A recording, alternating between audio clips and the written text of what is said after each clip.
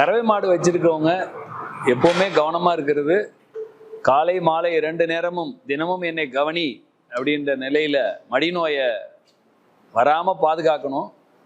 ஒரு முழம் சோத்துக்கத்தாழ 250 கிராம் தோலு முள்ளு நீக்காம அப்படி அப்படியே சின்ன சின்னதா வெட்டி போட்டு உள்ளங்கை வலிய வலிய 2 கை மஞ்சத்தூள், ஒரு பாக்களவு வெத்தலைக்கு போடுற புது சுண்ணாம்பு, இது 3ஐயும் அரைச்சி எடுத்தீங்கன்னா ஒரு கை நிறைய எடுத்து ஒரு 150 மில்லி தண்ணியை ஊற்றி, கொஞ்சம் சுடுதண்ணியாக இருந்தால் பரவாயில்ல, நல்லா கரைச்சி மடியை சுடுதண்ணி ஊற்றி நல்லா தேய்ச்சி கழுவிட்டு அதில் இதை கீழே சொட்ட சொட்ட அரைக்கி தேய்ச்சி 1/2 மணி நேரத்துக்கு ஒரு முறை காலையிலேருந்து மாலை இரவு படுக்கிற வரைக்கும் போட்டிங்கன்னா, தினம் புதுசாக தயார் பண்ணணும். வாய் வழியாக 2 எலுமிச்சம்பழம் ஒரு நாளைக்கு 3 வேளை 3 நாள், 3லேருந்து 5 நாட்களுக்குள்ள மடிநோய் முழுவதும் குணமாயிடும். பழைய பாலை திரும்ப எடுத்து கொடுத்துரும்.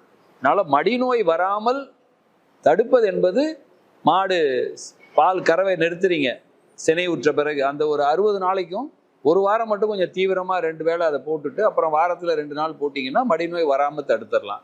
ஸோ இந்த மருத்துவத்தை செய்து மடிநோய் என்பதே ஒரு பிரச்சனை இல்லை என்ற நிலைக்கு வந்தாதான் கறவை மாடு ஒரு வெற்றிகரமான தொழிலாக இருக்க முடியும்.